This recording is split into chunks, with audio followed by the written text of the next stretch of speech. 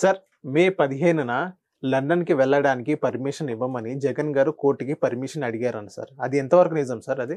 అంటే నాకున్న సమాచారం వరకు సిబిఐ కోర్టులో జగన్మోహన్ రెడ్డి గారు తను మే 15వ తారీఖు నుంచి మే 30 తారీఖు వరకు లండన్‌లో తన కుమార్తెలతో గడపడం కోసం అంటే ఆయన ఏదో ఇక్కడ పరిపాలనాపరమైన వ్యవహారాల్లో, రాజకీయపరమైన కార్యకలాపాల్లో, ప్రచార కార్యక్రమాల్లో అలసి సొలసున్నాను కాబట్టి కొంత రిఫ్రెష్ అవ్వటం కోసం, రిలాక్స్ అవ్వటం కోసం తన కుమార్తెలతో స్పెండ్ చేయడం కోసం టైము అంటే ఆ విధమైన వెసులుబాటు కల్పించమని సిబిఐ కోర్టును అనుమతి అడిగినట్టుగా పిటిషన్ ఫైల్ చేసినట్టుగా వార్తలు వస్తూ ఉన్నాయి.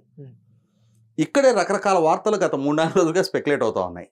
జగన్మోహన్ రెడ్డి గారు ఆ అంతరంగికులతోటి సమావేశం ఏర్పాటు చేశారు అని చెప్పని, ఎన్నికల్లో మనకు ప్రతికూల ఫలితాలు రాబోతున్నాయి, మనం ఓడిపోబోతున్నాం అని చెప్పని ఇంటెలిజెన్స్ రిపోర్ట్ కూడా తెలియజేస్తూ ఉన్నాయి. కాబట్టి ఇంకా మనం మన వ్యవహారాలన్నీ సర్దేసుకోవాలి, రాబోయే ప్రభుత్వానికి మనకు సంబంధించిన కీలక ఆధారాలు ఏమి దొరకకూడదు అని చెప్పని సర్దుబాటు చర్యలు మొదలుపెట్టారని చెప్పని కూడా రకరకాలుగా సోషల్ మీడియాలో సర్క్యులేట్ అవుతూ ఉన్నాయి.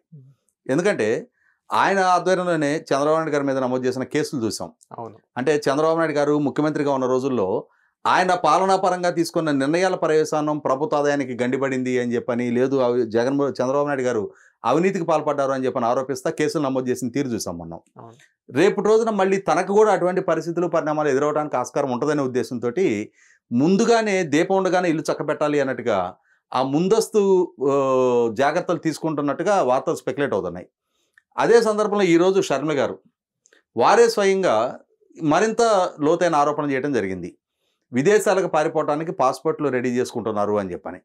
ఈ ఆరోపణల నేపథ్యంలో ఇప్పుడు వస్తున్న పిటిషన్కి లింకప్ చేసి సహజంగానే ప్రతిపక్షాలు ఒకరి మీద ఒకరు, అధికార ప్రతిపక్షాలు ఒకరి మీద ఒకరు ఆధిపత్యం చలాయించుకునే ప్రయత్నం చేస్తారు. ఎన్నికలకు ముందు మోరాలిటీ దెబ్బతీసుకునే ప్రయత్నాలు చేస్తారు. జగన్మోహన్ రెడ్డి గారు ఆయన చంద్రబాబు నాయుడు గారితో పోల్చి చూసుకున్నప్పుడు వయసు పరంగా 20 సంవత్సరాలు పైగా చిన్నాడు. అటువంటి ఆయన మోర్ ఎనర్జెటిక్గా ఉండాల్సిన ఆయన ఎన్నికల ప్రచార మధ్యంలో రోజుల తరబడి ఆయన విరామం తీసుకుంటూ ఉంటాం. అదే సందర్భంలో చంద్రబాబు నాయుడు గారు మండు టెండల్లో లెక్క చేయకుండా రోజుకు 3 సభల్లో ప్రసంగిస్తూ ఉంటున్న తీరు చూస్తేనే జగన్మోహన్ రెడ్డి గారిలో నిరాసక్తత పెరిగిపోయింది. ఎన్నికలను ఆయన నాన్ సీరియస్గా తీసుకుంటున్నారు. ఆయన ఒక నిస్తాప్రాయానికి వచ్చేశారు. ఈ ఎన్నికల బ్యాటిల్ తను ఓడిపోబోతున్నానని చెప్పని నిర్ధారించుకున్న తర్వాతే ఆయనకి ప్రచారం చేయాలనే ఆసక్తి కూడా తగ్గిపోయిందని చెప్పని కూడా వార్తలు వస్తూ ఉన్నాయి. కారణం ఏదైనా సరే ఇప్పుడు జగన్మోహన్ రెడ్డి గారు సిబిఐ కోర్టులో పిటిషన్ ఫైల్ చేసింది వాస్తవమే. 13వ తారీఖు ఎన్నికలు పూర్తయిపోయిన తర్వాత ఒక 15 రోజుల పాటు ఆయన private life, family life spend చేయాలని చెప్పని డిసైడ్ అయినట్టుగా వార్తలు వస్తున్నాయి. కాకపోతే ఏంటంటే ఒక రకంగా ఇంకా విదేశాలకు వెళ్ళారు, ఇక రారు. రేపు 4వ తారీఖు ఫలితాల్లో వ్యతిరేక ఫలితాలు వచ్చిన తర్వాత ఇక రాష్ట్రంలో ఇక్కడ ఆయన మీద నమోదైన కేసులు, ఆ కేసుల విచారణ, ప్రతిరోజు విచారణకు హాజరవ్వాల్సినంతటి నెంబర్ ఆఫ్ కేసెస్ ఆయన మీద నమోదై ఉంటాం. ఇప్పుడు రాబోయే ప్రభుత్వం ఈ ప్రభుత్వంలో పాలనలో జరిగిన లోటుపాట్లను అన్నింటినీ తవ్వితీసే అవకాశం ఉన్న నేపథ్యంలో మరిన్ని కేసులు కూడా నమోదవడానికి ఆస్కారం ఉంటుంది. కాబట్టి ఇప్పటికే వివేకానంద రెడ్డి గారి కేసు కూడా అది స్టిల్ ఇంకా ఇన్కంక్లూజివ్గానే ఉంది. రేపు రోజున మళ్ళీ తిరిగి పునఃవిచారణ జగన్మోహన్ రెడ్డి గారి మీద కూడా మొదలు పెట్టడానికి ఆస్కారం ఉంటుందని చెప్పని ఆరోపణలు వస్తున్న నేపథ్యంలో రేపు రోజున జగన్మోహన్ రెడ్డి గారికి అంటే ఇప్పటి వరకు ఉన్న హానీమూన్ పీరియడ్ ముగిసిపోయింది. ఒకసారి ప్రతికూల ఫలితాలు ఆయనకు దక్కి ఎన్నికల్లో ఓటమి కనుక ఎదురైన పక్షంలో ఇక రాబోయే రోజుల్లో పూర్తి సమస్యల సుడిగుండంలో ఆయన చిక్కుకుపోవటం ఖాయం. విచారణలో మునిగి తేలాల్సిన పరిస్థితులు ఉత్పన్నం కావటం ఖాయం.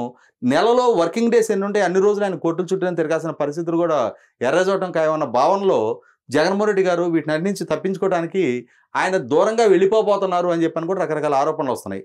కాకపోతే ఏంటంటే ఆయన మీద నమోదైన సిబిఐ కేసుల నేపథ్యంలో ఆయన ఇవాళ ఒక విదేశానికి తన బిడ్డను చుట్టూ చూసుకోవడానికి వెళ్ళాలి అన్నా కూడా సిబిఐ కోర్టు అనుమతి తీసుకుందే వెళ్ళలేని పరిస్థితుల్లో ఇప్పుడు సిబిఐ దృష్టిలో దోషిగా, ముద్దాయిగా ఉన్న జగన్మోహన్ రెడ్డి గారు ఆ విచారణ నుంచి దూరం జరిగిపోయి విచారణకు సహకరించకుండా అది దోషిగా మారే అంతటి పరిస్థితులు ఆయన సృష్టించుకుంటారని చెప్పి నేను అనుకోవట్లా. కొద్ది రోజుల పాటు ఆయన ప్రైవేటు లైఫ్ లీడ్ చేసైనా కూడా మళ్ళీ తిరిగి రావడానికి ఆస్కారం ఉంటుంది.